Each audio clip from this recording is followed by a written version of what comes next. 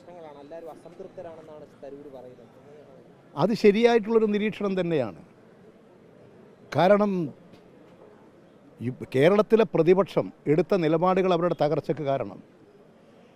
ഞങ്ങൾ ഇടതുപക്ഷ ജനാധിപത്യ മുന്നണി, കേരളത്തിലെ ഇടതുപക്ഷ ഗവൺമെൻറ് കേരളത്തിൻ്റെ അഭിവൃദ്ധിയാണ്, കേരളത്തിൻ്റെ ഉയർച്ചയാണ് ഞങ്ങൾ ആഗ്രഹിക്കുന്നത്. അതുകൊണ്ട് തന്നെ ഞങ്ങൾ കേരളത്തിൻ്റെ അഭിവൃദ്ധിക്ക് വേണ്ടി പരിശ്രമിക്കുമ്പോൾ കേരള ജനത ഞങ്ങളോടൊപ്പം വരും. അത് ഇടതുപക്ഷ ജനാധിപത്യ മുന്നണിയിൽപ്പെട്ടിരിക്കുന്ന പാർട്ടികളിലും അവരുടെ വിശ്വാസികളിലും മാത്രമല്ല, പ്രതിപക്ഷത്തിരിക്കുന്ന പാർട്ടികളിലെ അണികളിലും ഈ ഇടതുപക്ഷ ഗവൺമെൻറ്റിൻ്റെ നയം സ്വാധീനം ചെലുത്തും. അതുകൊണ്ട് തന്നെ കോൺഗ്രസിനകത്ത്, UDF-നകത്ത് നല്ലൊരു ചിന്ത, കേരളത്തോട് താല്പര്യമുള്ളൊരു ചിന്ത വളർന്നു വരികയാണ്. ആ ചിന്ത വളർന്നു വരുന്നതിൻ്റെ ഫലമായിട്ട് കോൺഗ്രസിനകത്തും UDF-നകത്തും ഇനിയും ഒരു പലതരത്തിലുള്ള സംഘർഷങ്ങളും സംഘടനകളും ആശയക്കുഴപ്പങ്ങളും ശിഥിലീകരണങ്ങളും ഉണ്ടാകും. UDF-ന് ഒന്നിച്ച് മുന്നോട്ട് പോകാൻ കഴിയാത്ത സാഹചര്യമാണ് കേരളത്തിൽ ഉണ്ടായിക്കൊണ്ടിരിക്കുന്നത്.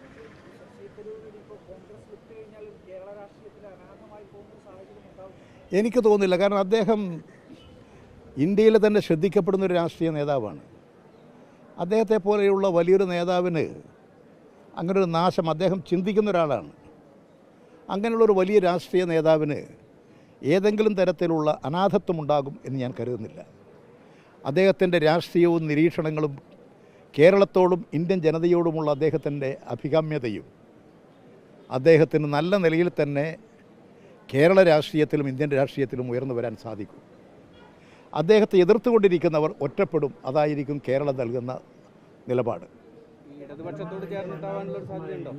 അല്ല, അതെല്ലാം പിന്നീടുള്ള കാര്യങ്ങളാണ്. ഇപ്പോൾ നമ്മുടെ മുമ്പിലുള്ള കാര്യങ്ങൾ വെച്ചുകൊണ്ടേ എനിക്ക് ഇപ്പോൾ അഭിപ്രായങ്ങൾ പറയാൻ സാധിക്കും.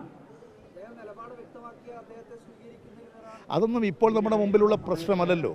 എന്തിനാ ശരിയായ നിലയിൽ ചിന്തിച്ചു കൊണ്ടിരിക്കുന്ന ഒരു കോൺഗ്രസ് നേതാവിനെ എന്തിനാണ് നമ്മൾ ഇങ്ങനെ കുറ്റപ്പെടുത്തി ഈ കോൺഗ്രസ് ഐയിലെ തന്നെ ഒരു വിഭാഗം ആക്രമിക്കുമ്പോൾ ആ ആക്രമണത്തിന് കരുത്ത് നൽകുന്നത്? നിങ്ങളീ പറയുന്ന കാര്യങ്ങളിൽ എന്താണ് ഉണ്ടാകുക? അദ്ദേഹത്തിനെതിരായിട്ട് കോൺഗ്രസിൻ്റെ ചിലർക്ക് പ്രചാരണം നടത്താനുള്ള അവസരം ഒരുക്കുകയാണ്. ഒരിക്കലും അതൊന്നും ഇപ്പം നമ്മൾ പറയേണ്ട വിഷയങ്ങളേ അല്ല. അദ്ദേഹം ശരിയായൊരു രാഷ്ട്രീയ നയം സ്വീകരിച്ചിരിക്കുന്നു. ആ രാഷ്ട്രീയ നയം കോൺഗ്രസ്സിലെ തന്നെ നല്ലൊരു വിഭാഗം ജനങ്ങൾ അംഗീകരിക്കുന്നതാണ്. UDF-ലെ തന്നെ നല്ലൊരു വിഭാഗം അംഗീകരിക്കുന്നതാണ്. മുസ്ലിം ലീഗിനകത്ത്, മറ്റ് ഘടക പാർട്ടികൾക്കകത്തെല്ലാം അദ്ദേഹത്തിൻ്റെ അഭിപ്രായത്തിന് വലിയ വില കൽപ്പിക്കുന്ന, മാന്യത കൽപ്പിക്കുന്നതാണ് അവരുടെയൊക്കെ അണികൾ. അത് സ്വാഭാവികമായും ഉണ്ടാകും. അതുകൊണ്ട് അദ്ദേഹത്തെ ഏതെങ്കിലും പാർട്ടികളിലോ മുന്നണികളിലോ ഒക്കെ ചാരി നിർത്തി അദ്ദേഹത്തിൻ്റെ രാഷ്ട്രീയ നിരീക്ഷണത്തെ ദുർബലപ്പെടുത്താൻ ശ്രമിക്കരുത് എന്നുള്ളതാണ് എനിക്ക് പറയാനുള്ളത്. അല്ല, ശശി തരൂർ ഗുണം ചെയ്യുമെന്നുള്ളത് കൊണ്ടാണല്ലോ കോൺഗ്രസ്സുകാർ കൂട്ടി റാഞ്ചിക്കൊണ്ടുപോയത്. അതിൻ്റെ ഗുണം അവർ അനുഭവിച്ചുകൊണ്ടിരിക്കുകയല്ലേ. അദ്ദേഹം ഒരു അന്താരാഷ്ട്ര നിലവാരത്തിൽ തന്നെ അറിയപ്പെടുന്നൊരു ചിന്തകനല്ലേ, ഒരു ശാസ്ത്രീയമായി പ്രശ്നങ്ങൾ അവലോകനം ചെയ്യുന്ന ഒരാളല്ലേ, നല്ലൊരു ഭരണകർത്താവായിരുന്നില്ലേ. അപ്പോൾ അദ്ദേഹം നല്ല എഴുത്തുകാരനാണ്. അങ്ങനെയുള്ള ഒരാൾക്ക് ഈ രാഷ്ട്രീയത്തിൽ ഒരിക്കലും ഒറ്റപ്പെടേണ്ട അവസ്ഥ ഉണ്ടാകുമെന്ന് ഞാൻ കണക്കാക്കുന്നില്ല. ഒരു കാര്യം കൂടെ, ഈ കരട് രാഷ്ട്രീയ പ്രമേയത്തിലെ ഒരു വ്യക്തത CPM വരുത്തി എന്ന് പറയുന്നുണ്ട്. അതായത് പിന്നെ മോദി ഭരണകൂടം അതൊരു ഫാസിസ്റ്റ് ഭരണകൂടമല്ല എന്നാണ് സംസ്ഥാന കമ്മിറ്റിക്ക് അയച്ച രഹസ്യരേഖയിൽ പറയുന്നത്. അങ്ങനെ ഒരു രഹസ്യരേഖയുമില്ല. ഞങ്ങൾ ഡോക്യുമെൻറ്റ്സ് കരട് രാഷ്ട്രീയ പ്രമേയം പ്രസിദ്ധീകരിച്ചു കഴിഞ്ഞു. ആ കരട് രാഷ്ട്രീയ പ്രമേയം നിങ്ങൾക്കൊക്കെ എടുത്ത് വായിക്കാം.